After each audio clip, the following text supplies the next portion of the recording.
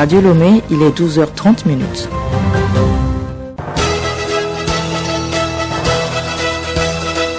Le journal Odette Pira.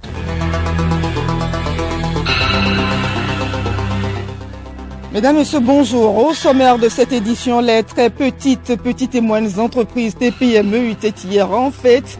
Une initiative du ministre en charge du commerce pour promouvoir un cadre propice au développement de ces entreprises. Journée mondiale sans sac plastique ce 3 juillet dans le monde. Il s'agit de sensibiliser les populations sur les dangers de l'utilisation des plastiques sur l'environnement. Santé Plus de ce mercredi nous parle de la drépanocytose ou hématie, une maladie génétique héréditaire qui touche les globules rouges. En Tunisie, l'élection présidentielle est prévue pour le 6 octobre prochain, annonce faite hier par le président Kais Saied. Au football, la dernière journée chapitre de la D1 Le NATO se joue ce week-end.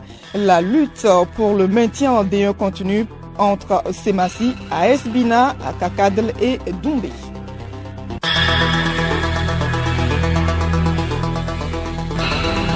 radiolomé.tg.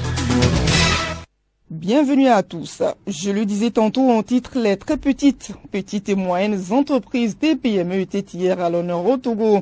Organisée par le ministre du Commerce, de l'Artisanat et de la Consommation locale, cette journée vise à créer un cadre propice au développement de ces entreprises pour une participation plus accrue dans l'économie nationale. Angèle Huntodi. Cette journée est une occasion de reconnaître l'importance de cette catégorie d'entreprises dans l'économie togolaise. C'est également un moment d'échange et d'évaluation pour booster les TPME. Vigno Abouki est le président du groupement des TPME et du comité d'organisation. Il relève l'importance de la charte des TPME. La vision derrière la charte des TPME, c'est de catégoriser les entreprises. Aujourd'hui, on a 4 types d'entreprises. On a les nanos, qui sont les très petites, les très petites. Ensuite, on a les micros, on a les petites et les moyennes. Les mesures d'aide et d'accompagnement que cette charte prévoit, c'est justement pour aider les entreprises de chaque catégorie à évoluer vers la catégorie supérieure. Le statut est acquis pour 5 ans. Donc, l'objectif, c'est que, au-delà des 5 ans, idéalement, une entreprise qui est aujourd'hui une nano puisse migrer pour devenir une micro, et celle qui est une micro devient une petite devient une moyenne, et une moyenne deviendra une grande entreprise si elle bénéficie et suit le protocole qui a été défini en termes d'accompagnement pour leur croissance. Rose Kaïbi-Veder, ministre en charge du commerce, a salué la contribution des TPME dans l'économie nationale. Elle appelle toutes les parties à une collaboration avec le gouvernement afin de permettre à ces entreprises d'avoir accès au financement. Merci Angèle. Comment faciliter l'accès des journalistes aux informations détenues par les autorités? Le sujet a été vendredi dernier au cœur des échanges entre les professionnels des médias et les représentants des institutions de la République. L'initiative vise la transparence dans la gestion administrative. Hervé Segon. L'atelier sur la loi d'accès aux informations faciles pour les populations est une initiative du Conseil national des patrons de presse, CONAP. Cette rencontre a touché de nombreux aspects, notamment les dispositions principales de la loi d'accès à l'information, à la documentation publique au Togo et le décret d'application associé. Le principal objectif de cette réunion est de renforcer la collaboration entre l'État et les citoyens. Ceci permet d'augmenter la transparence dans la gestion des affaires publiques et favoriser l'engagement des populations vis-à-vis des politiques publiques. Cette réunion a été placée sous le thème « Promouvoir la liberté d'expression et des médias et protéger les défenseurs des droits de l'homme au Togo ». Célébration différée de la journée internationale de la veuve. L'ONG Aide et Action à la veuve, à l'orphelin et à l'enfant déshérité à Wédé a organisé samedi dernier une causerie débat. À travers cette initiative, l'ONG entend sensibiliser les veuves sur leurs droits. Biova Bongo, Geneviève Pognon. Oui, Odette, avoir un accès équitable au patrimoine de leurs défunts maris, notamment à les terres, des ressources productives, financières et matérielles. Ce sont entre autres droits des veuves qui sont souvent bafoués. C'est en ce sens que l'ONG Avoid a à sensibiliser les femmes vulnérables sur leurs droits méconnus. Ces veuves sont souvent marginalisées et stigmatisées. Il arrive qu'après le décès du conjoint, la veuve est maltraitée par les parents du défunt. Elle est des fois accusée d'avoir tué son mari. Des pièces des enfants et les certificats de mariage sont souvent confisqués. Au finish, la veuve est expulsée de la maison conjugale. Pour l'ONG Avoid, cette sensibilisation permettra aux veuves d'être éclairées sur leurs droits et de lutter contre ces stigmatisations. Geneviève Cognon, les taxis-motos, communément appelés émigrants, sont encore dans le collimateur des malfaiteurs. La police nationale, à travers le commissariat de Legbasito, a mis la main sur 2 individus. Ces derniers usent de substances nuisibles à la santé pour déposséder leurs victimes de leurs biens. Le récit avec Azon Kosename. Le nommé Mazabalo, âgé de 42 ans, sollicite un conducteur de taxi-moto pour des courses comme le fait toute personne normale qui se rend quelque part et qui a besoin des services d'un émigrant. En route, il se montre très sympathique histoire de gagner la confiance du conducteur de taxi-moto. Ce conducteur, après quelques courses, est invité à boire un coup en vue de reprendre un peu de force pour poursuivre la fameuse course. Mazabalo prend soin de dissoudre des produits pharmaceutiques dans la boisson du conducteur. Ce dernier, après avoir consommé le breuvage, tombe dans un profond sommeil et ne se réveillera que quelques minutes après. Ce temps suffit à Mazabalo de le déposséder de sa moto et des objets de valeur qu'il a sur lui. Une fois son forfait réussi, il se dirige vers le Ghana où il trouve son ami le receleur. 2 conducteurs de taxi-moto ont déjà fait les frais du nouveau mode opératoire, notamment à Legbasito et à Zosime. Les conducteurs de taxi-moto sont alors appelés à la vigilance pour ne pas tomber dans ces pièges. Le journal Odette Pira. À l'étranger, le nord-ouest du Cameroun endeuillé par des violences entre groupes séparatistes anglophones et forces gouvernementales. Plusieurs incidents ont eu lieu depuis une semaine. La société civile locale continue d'appeler à sortir de la logique armée. Les civils, dans la plupart des cas, sont des premières victimes. La situation est globalement alarmante selon l'ONG Comcid, dont le compte évolue à une quarantaine le nombre de morts en moins de 45 jours dans la région anglophone du nord-ouest du Cameroun. En Tunisie, l'élection présidentielle sera organisée le 6 octobre prochain. C'est ce qu'a annoncé hier le chef de l'État, Kayid Saïed, au pouvoir depuis 2019 et dont le mandat de 5 ans touche à sa fin. Le président est accusé depuis plusieurs années d'une dérive autoritaire et le doute a longtemps plané sur la date de ce nouveau scrutin depuis l'adoption de la nouvelle constitution de 2022 et de la loi électorale. Guinée équatoriale, l'ONU demande la libération de 2 Sud-Africains détenus à Malabo depuis 2023. Les 2 détenus le sont de manière arbitraire. C'est l'avis rendu par le groupe de travail sur les détentions arbitraires du Conseil des droits de l'homme, un organe des Nations Unies. Il a été saisi par les familles des 2 détenus, mais cette affaire ne semble pas inquiéter le pouvoir équato-guinéen qui n'a pas collaboré avec le groupe de travail onusien malgré ses demandes. Troisième partie de cette édition, chaque 3 juillet est la journée mondiale sans sacs plastiques créée en 2010. Cette journée a pour objectif de sensibiliser la population autour des problèmes qu'engendre l'utilisation des sacs en plastique sur notre environnement. L'intérêt de cette journée avec Florent Abi. Cette journée a été instituée pour attirer l'attention sur les graves problèmes posés par les sacs plastiques, notamment la pollution marine, la destruction d'habitats naturels et le danger pour la faune. Les sacs plastiques sont devenus un problème majeur pour les écosystèmes. Compte tenu de leur légèreté, ils peuvent être transportés facilement par le vent, rejoignant ainsi rivières et océans. Ils peuvent mettre jusqu'à 1000 ans à se décomposer. Pendant ce temps, ils se fragmentent en microplastiques entrant dans la chaîne alimentaire et posant un danger sérieux pour la faune et la flore.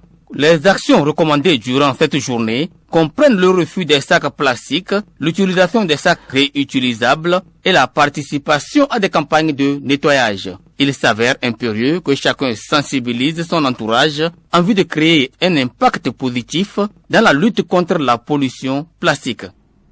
Florent Abi, le plastique de façon générale joue un rôle important. Il est présent dans tous les objets du quotidien. Bema Gado, directeur exécutif de l'ONG STAD, Sciences et Technologies africaines pour un développement durable. Si on considère le plastique dans sa globalité, on peut pas dire on peut vivre sans le plastique. C'est impossible, puisque le plastique se retrouve dans tous les aspects de la vie quotidienne. Dans tous les aspects. Quand nous prenons le transport, il y a des parties du véhicule qui sont en plastique. Parce que si on veut faire tout le véhicule en fer ou en aluminium ou en d'autres matériaux, il serait difficile d'avoir des véhicules moins chers. Et ce n'est pas tout le monde qui pourra avoir la possibilité d'acheter ce type de véhicule. Lorsque nous rentrons dans le bâtiment, nous avons des plastiques, notamment dans la plomberie, et même dans les câbles électriques que nous utilisons, les gaines des fils électriques sont constitués de plastique. Parce qu'il n'y a pas de meilleur isolant que le plastique. Sans oublier l'électroménager, l'éolienne et même la vaisselle, le plastique est partout. Le problème réside en effet dans son usage unique. Bema Gado. Les plastiques qui posent réellement le problème, c'est des plastiques à usage unique, notamment les sachets et emballages. L'introduction des sachets et emballages plastiques, les solutions d'anticipation sur la gestion n'ont pas été pensées. Le mode de consommation, le mode de gestion, c'est-à-dire que les sachets ne sont pas destinés à être utilisés, par exemple, avec des aliments chauds. Non seulement on l'utilise de la mauvaise façon, parce qu'il n'était pas destiné à emballer certains aliments, mais également on le gère mal, parce que après, on n'en a plus besoin, on le jette dans la nature. Et comme ce plastique prend du temps pour se dégrader, ce plastique se retrouve aujourd'hui dans l'environnement, un peu partout, et devient finalement un problème pour la santé publique. Parlons toujours de santé, la drépanocytose, communément appelée hématie, est une maladie héréditaire. Elle intervient lorsque les deux parents ont des hématies. Ce sont des chromosomes transmis par les parents aux enfants. L'hémoglobine anormale transmise est appelée S ou C. La forme grave de la drépanocytose est SS et SC. Dr Kwame Raymond est médecin au Centre national de recherche et de soins aux drépanocytaires. Il nous éclaire sur cette maladie. La forme SS, c'est ce qu'on appelle la forme anémique. C'est la forme qui a souvent besoin qu'on mette le sang, ou bien le sang diminue le plus souvent. Et la forme SC, c'est la forme thrombotique. C'est la forme où le taux de sang est beaucoup plus trop élevé. Souvent, il faut diminuer. Soit si on ne diminue pas, ça peut former des caillots et donner d'autres complications plus tard. Donc, généralement, on nous explique que c'est la forme anémique SS et la forme thrombotique SC. Sport football, le club ASCO, déjà sacré champion, joue contre Semassi de Sokodé. Ce dernier est en lutte pour le maintien. Semassi doit gagner ce match pour espérer ce maintien. Kilim Boyodi. En levée de rideau samedi, AC Barracuda fera le déplacement de Kara pour y affronter Doumbé de Mango. Les deux clubs sont assurés de se maintenir en D1. Dimanche, 7 matchs sont au programme. À Nehok, Bolesou attend Bikanti de Bassar, certains de jouer en D2 la saison prochaine avec Dito Delomé, bon dernier au classement qui affrontera au JCA d'Agouenivé Unisport de Sokodé. Au municipal de Lomé, Kakadl de Doufelgou, l'un des clubs du bas du tableau en lutte pour le maintien, croisera les crampons avec AS OTR. Entente de Delomé sera l'hôte de AS Bina, auréolé de sa victoire lors de la 29e journée face à ASCO. Semassi de Sokodé en difficulté, toujours en course pour le maintien, hérite d'un gros morceau en cette fin de saison. Il affronte ASCO, déjà sacré champion. Semassi devra ainsi batailler dur pour obtenir obligatoirement les 3 points de la journée et espérer la défaite de Kakadl et AS Bina pour se voir maintenu en D1. C'est l'affiche qui retiendra l'attention du public sportif. ASC rendra visite à Gomido, à Palimé et Espoir de Zio jouera Tambo de Dacha. Dernier élément de cette édition, les députés sont actuellement en vacances. Ils ont clôturé la semaine dernière la première session ordinaire de l'année 2024. Les députés sont dirigés par un bureau et dans ce bureau figurent des personnalités connues sous le nom de questeurs. Quelle est leur mission et comment sont-ils élus? Pour en savoir plus, Abidé Lemou reçoit Vincent Ameganvi. Il a été questeur de la législature précédente. Monsieur Vincent Ameganvi, bonjour. Bonjour. Vous avez été questeur de la législature précédente à l'Assemblée nationale. Dites-nous, qui appelle-t-on questeur? Le questeur est un membre du bureau de l'Assemblée nationale qui a été élu par ses pairs, c'est-à-dire l'ensemble des députés. Le questeur a à sa charge la gestion du patrimoine de l'Assemblée nationale. Donc il travaille en étroite collaboration avec le président de l'Assemblée nationale. La question suivante, c'est de savoir les différentes missions d'un questeur. Vous avez effleuré quelques-unes dans la question précédente. Dites-nous en détail quel rôle joue un questeur.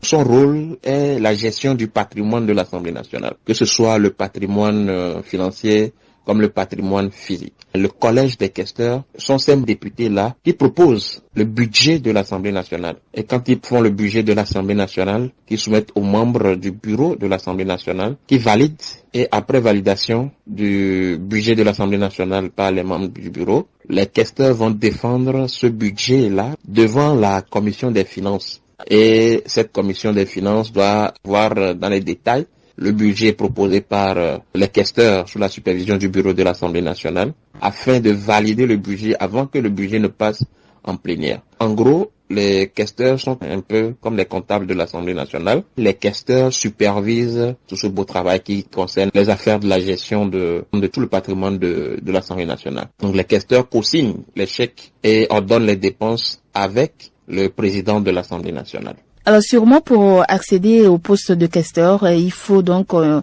certain nombre de conditions. Est-ce que vous pouvez nous dire le processus pour accéder à ce poste? C'est l'ensemble des députés qui élisent les questeurs, tout comme les autres membres du bureau. Et chaque député est libre de déposer sa candidature. C'est vrai que le plus souvent, ce sont les groupes qui se sont formés qui organisent cela, c'est-à-dire le vote se fait à la majorité. Donc, le règlement intérieur de l'Assemblée stipule que les instances de l'Assemblée nationale doivent refléter un peu la configuration de l'Assemblée nationale, c'est-à-dire que ce soit la majorité, que ce soit l'opposition, que ce soit les indépendants, doivent se retrouver en temps normal dans le bureau de l'Assemblée nationale. Monsieur Vincent Meganvi, vous avez passé des années au poste de questeur. Dites-nous, qu'est-ce que cela vous a apporté de plus? Mon expérience personnelle à ce poste a été très enrichissante. Il faut noter que j'étais le plus jeune député de la 6e législature. Il fallait gérer beaucoup d'humeur parce que les demandes venaient. Des fois, vous avez des demandes fantaisistes et vous devez les analyser pour savoir que cette demande n'est pas opportune. Dans toute gestion, les gestionnaires ne sont pas toujours aimés. Et des fois même, c'est le contraire. Vous voyez des demandes qui sont là, qui sont vraiment justifiées. Mais la ligne budgétaire n'est pas disponible pour réaliser cette demande. Du coup, c'est compliqué. Mais c'était une expérience enrichissante. Monsieur Vincent Meganvi, merci.